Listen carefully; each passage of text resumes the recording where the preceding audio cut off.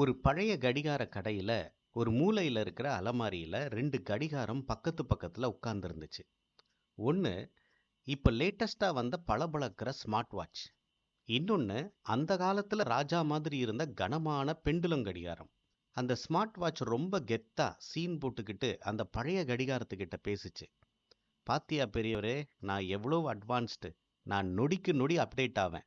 என்கிட்ட heart beat பார்க்கலாம், எத்தனை ஸ்டெப்ஸ் நடந்தோன்னு பார்க்கலாம், ஏன் ஃபோனில் வர மெசேஜ் கூட என்கிட்ட பார்க்கலாம்.